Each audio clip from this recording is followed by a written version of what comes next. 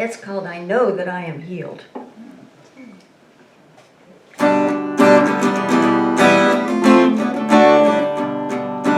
Up from my feet, I call the healing power. Up from my feet, I draw it to my heart. It's already here, I only need to claim it. Up from my feet, I know that I am healed. In through my hands, I call the healing power. In through my hands, I draw it to my heart. It's already here, I only need to claim it. In through my hands, I know that I am healed. Down from my head, I call the healing power. Down from my head, I draw it to my heart. It's already here, I only need to claim it. Down from my head, I know that I am healed. With my spirit and soul, I call the healing power. With my spirit and soul, I draw it to my heart.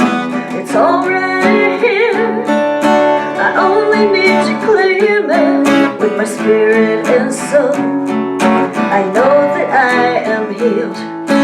Up from the earth, I call the healing power. Up from the earth, I draw it to my heart.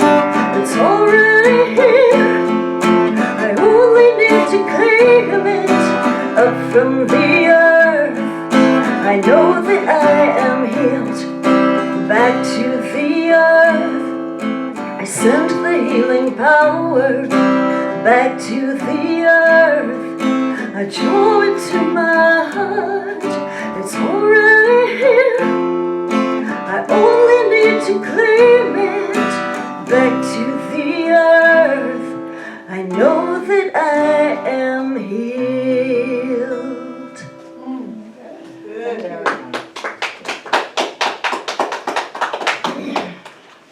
Thank you, India Taylor. I'm Reverend Paula Skiles, Unity Church of San Marcos's minister, and I'm glad you're able to be with us today.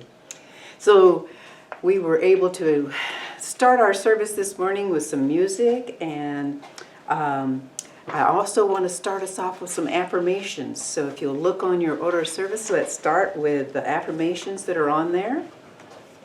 On the back? On the back. Okay. And if you will join me in affirming this. I am healthy, successful, wealthy, intelligent, gorgeous, capable, powerful, loving, and joyful. I stand in the truth of who I am and joyfully embrace who I am becoming, and who I am becoming is who I came here to be. I bring the best of who I am to whatever I do. I approach every day with a smile, an open heart, an attitude of gratitude, and a continuous sense of wonder and awe. And as we take those in for a moment, we take those in and just let them be with us first, just a few moments. Yeah. All right. So this morning, we are truly blessed. Truly blessed. I mean, we've had some delays in being able to get started. Now we're here and we're doing what we need to do. This morning, I want to share with you a small story. There were some aspiring psychologists, and they were attending their very first class on emotional extremes. And just to establish some parameters, said the professor to the student from Arkansas, "What is the opposite of joy?" "Sadness," replied the student, proud of themselves. "And the opposite of depression?" he asked the young lady from Oklahoma. "Elation," said she. "And you, sir," he said to the young man from Texas, "how about the opposite of woe?" The texter replied, "Sir, I believe that would be giddy up." So in a life that offers us all the woe we can handle, how do we giddy up again? You know, how do you and I overcome adversity? And does your every breath provide you with the strength and the ability to stay calm and carry on? Okay. Your every breath is the title to this message. And it's about building a resilient spirit. Okay? And believe it or not, you and I, even in adverse circumstances which are beyond our control, we can still experience a sense of control within our own being when hardships are happening. Okay? And practicing spirituality is such as Jesus' Sermon on the Mount in the Bible. He gave a series of things for us to learn to do and to practice. And those were spiritual principles. They bring to you and I a sense of perspective and meaning and a sense of purpose into our lives that makes it easier for us to work with whatever's going on, with who we are, with what's happening, all things. These spiritual principles and living them brings a change into our being, literal change. So living these Christ spirituality helps you and I to celebrate and recognize that we are all connected by a power that's greater than us. And that our connection to that power, to each other, is grounded in love and compassion. Jesus taught the everyday person, and he spoke to them of everyday things to describe spiritual truths. So after these sermons, if you will, that he was offering on the Mount, he said, and I will sum this up for you, he said from Matthew 7:24 to 27. "Everyone then who hears these words of mine and acts on them will be like a wise man who built his house on rock. The rain fell, the floods came, and the winds blew and beat on that house, but it did not fall. And because it was founded on rock. And everyone who hears these words of mine and does not act on them will be like a foolish man who built his house on sand. The rain fell and the floods came and the winds blew and beat against the house and it fell. And great was its fall." Okay, so many of us are familiar with those verses, but in a nutshell, he's saying if you and I live the principles, practice these spiritual principles that he has just given, he's saying that we are able to endure the storms of life.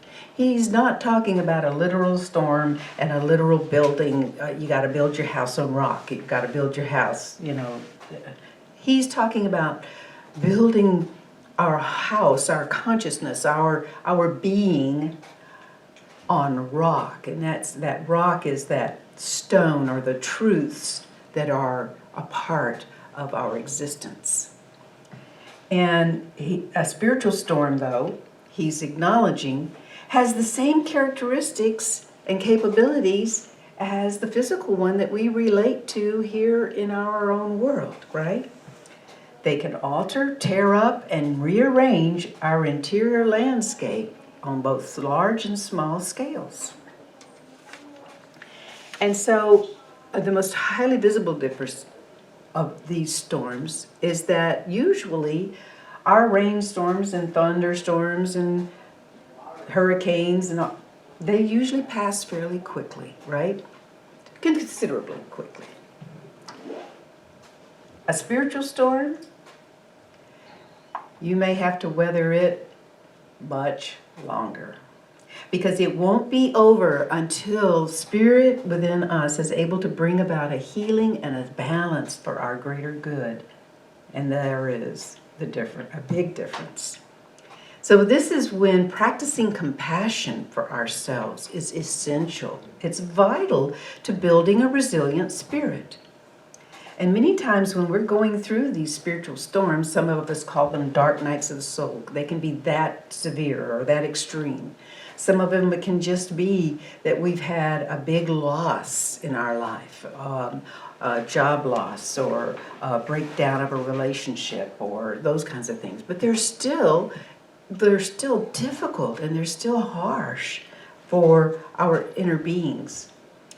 And so learning to move gently towards giving ourselves permission to simply be who we are, completely and exactly as we are, tired, depressed, lonely, hungry, whatever we are, all of our quirks and idiosyncrasies, letting ourselves simply be who we are is a big part of how you and I can move beyond what others think of us and trying to do that, or even what we think others think of us.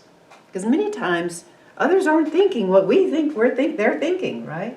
Well, I've seen that in my life. So a spiritual storm is challenging, and it can be disruptive to our lives, and it can lead to a lengthy emotional tumult, right? So, children, health, marriage, feelings, all of these things, something can go awry with all of these things. And we feel like we are out of control.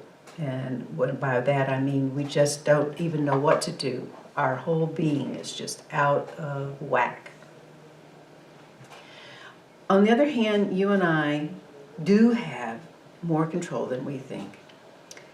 Jesus says, following his words is spending our time and energy so our foundation is as solid as it needs to be to offer us protection. So a resilient spirit is a needed part. No matter who we are or how life is currently going, one thing that is inevitable is that our faith is going to be put through its paces.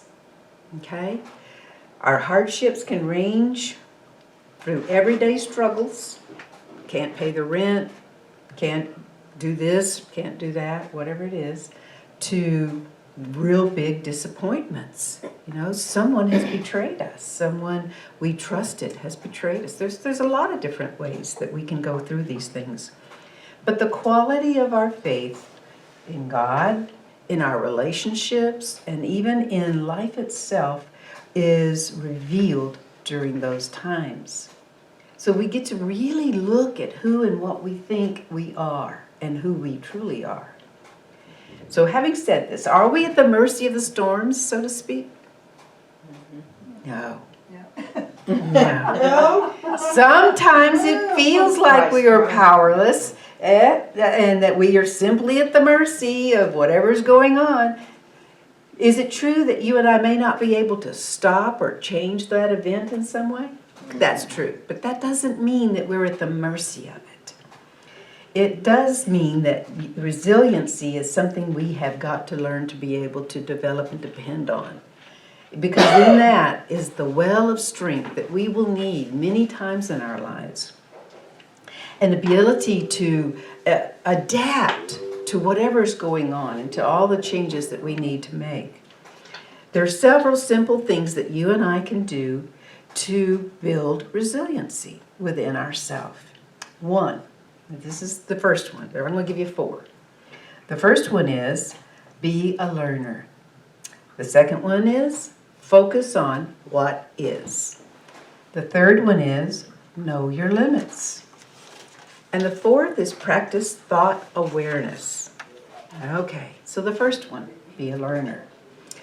After Peter experienced his spiritual failure, remember he says, oh God, Jesus, I am there for you.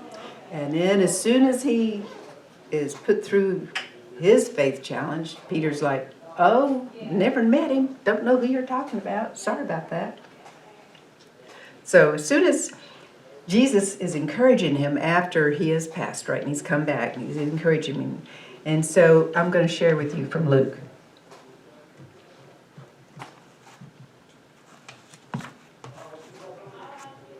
And this is 22:31 through 32. Simon, Simon, listen. Satan has demanded to sift all of you like wheat. But I have prayed for you that your own faith may not fail. And when once you have turned back, strengthen your brothers. And he said to him, Lord, I'm ready to go with you to prison and to death. Now we all know how that ended up. And so Jesus is aware. He's just aware. And that Christ in you and I is aware that there are times when we think we got it all going on. And when push comes to shove, something will shift. And we get to see the quality of our real faith. Does that make us bad? Does that make us mean, weak, or anything? It just is what is. So we get to learn from those things. And learning how to handle our discouragements and the setbacks in our lives. One of the ways that we learn is from others. We reach out to our friends because people who care about us and our friends and loved ones, they can and do offer us strength that you and I need sometimes. We don't always have to be the strong one. We can always turn to someone else. And so learning from their experiences is important too. And reflecting on the road ahead by being able to see it more clearly is taking the time to think about, okay, I've walked this road before. Most of us have done something and it's like, okay, this is what I did right. This is where I did it, and I responded the way that most helpful, that really brought about the best possible results. So we can learn how to take those lessons, if you will. For some of us, they are lessons. For some of us, it's just revelations of life. But to take those and to think on those so that you and I can apply them to this situation, whatever this is that's going on. This is what is called post-traumatic growth. Okay, but now many of us have heard of post-traumatic stress syndrome. Okay, well, this is post-traumatic growth, and I'll share a thought. Charlotte Trigg was a columnist for People.com, and she interviewed with Sheryl Sandberg, CEO of Facebook, and Adam Grant. He's a psychologist and co-author of her memoir, Option B, and this was done in 2020. In the interview, Mr. Grant shared a thought about coping mechanisms. He said, I always thought traumatic experiences would break people, and we know about 15% of people will probably experience some form of PTSD after a traumatic event. But what I was surprised by is that over 50% of people actually experience something different, which is called post-traumatic growth. It's the idea that, look, I wouldn't wish this on anyone. If I could undo it, I would undo it in a heartbeat. But given that this adversity has happened, I will be better in some way because of it. And so it's in crisis situations that we experience in our lives. We get to reevaluate our lives and to be able to make changes because it's in those places we see more clearly, honestly, and truthfully of our own being. Okay? So, Hebrew 12, 5 and 6.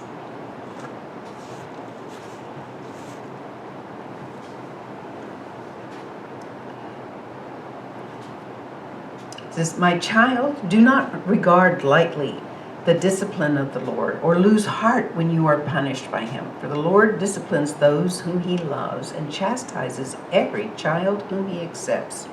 Now, okay, what does that say?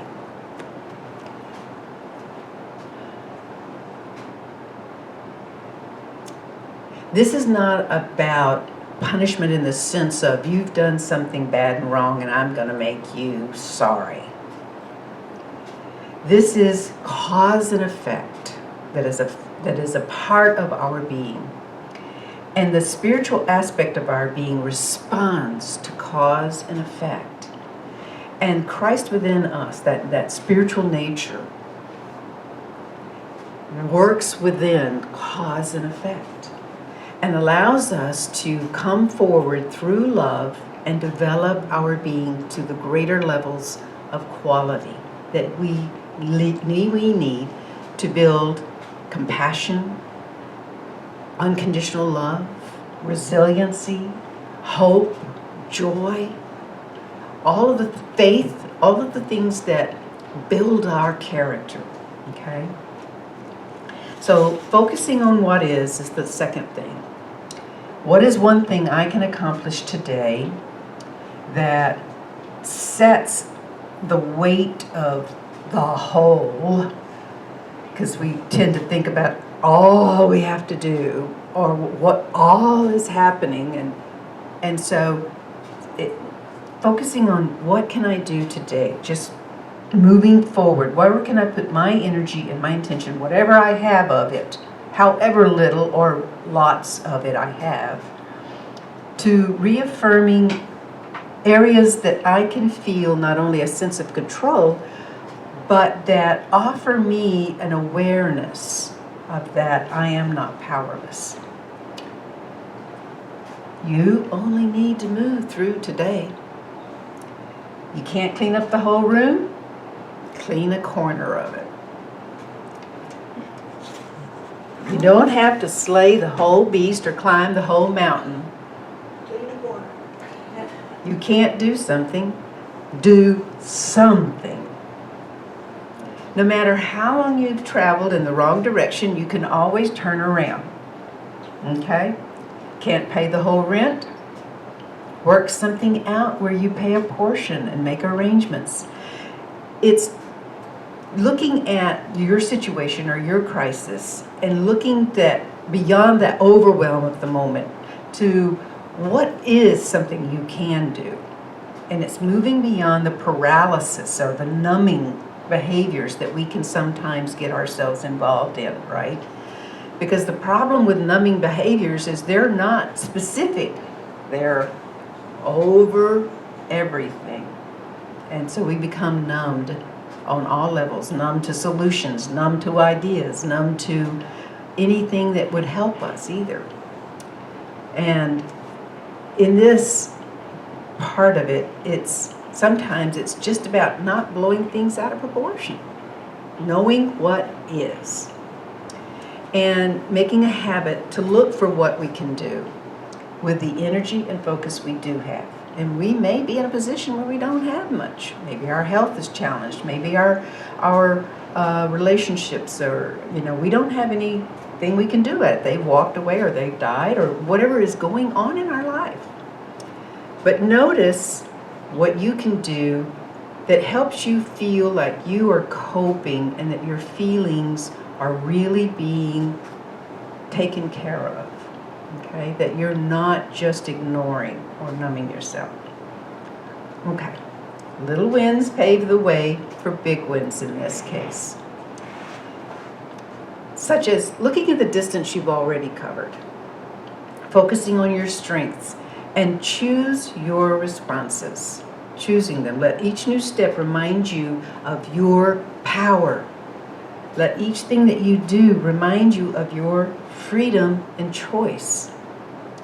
With your every breath, let yourself be reminded that you are love, you are compassion, you are God's child. No. So 3 is know your limits. Let yourself be aware of when to reach out, when to step back from the stressors so you can rest your body or your mind and take care of them. 4 is to practice thought awareness. All right. This means listening to how you talk to yourself. I don't know about you, but I have found myself upon occasion not so nice. I wouldn't talk to my friends this way, you know? And if you're listening to our conversations sometimes, we're not talking so nice to ourselves, are we? Yeah. Anyway, so when something goes wrong, if you find yourself making statements that are defeated, correct those statements.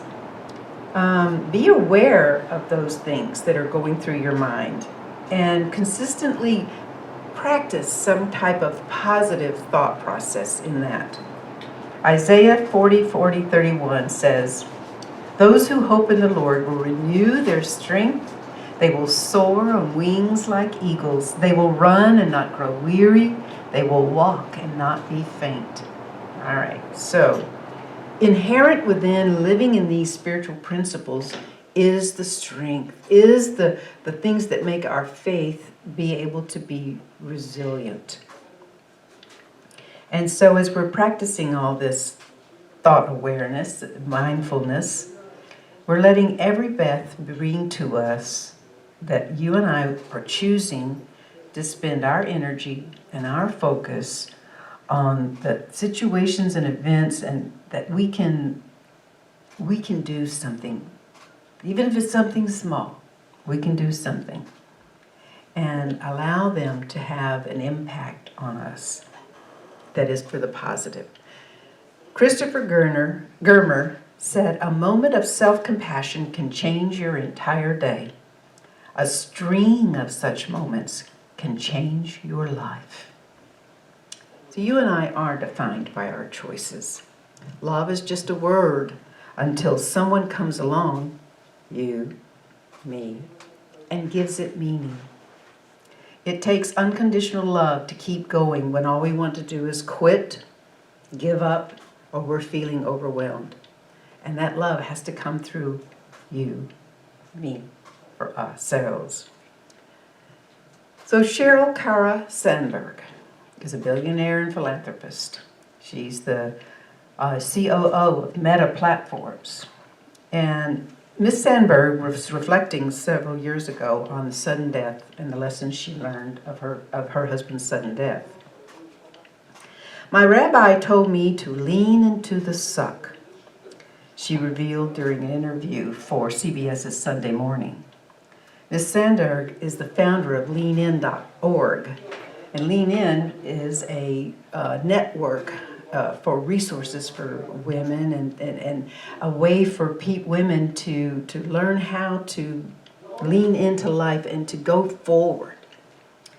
And she says, she continues on, "That is not what I meant when I said lean in, but it was really good advice because what he was telling me, this is going to suck. Don't fight it." Sometimes knowing what is recognizing something is going to hurt and I can't not hurt. It's just, that's the way it is. And she goes on to say, resilience comes from deep within us and from support outside us. It comes from gratitude for what's good in our lives and from leaning into the suck, meaning moving forward, taking that sucking the life out of us and moving forward. All right? And it comes from analyzing how we process grief and from simply accepting that grief. Sometimes we have less control than we think. Other times we have more. So developing a resilient spirit with your every breath, finding the things that make you feel joyful and gratitude about, help us to be able to be resilient.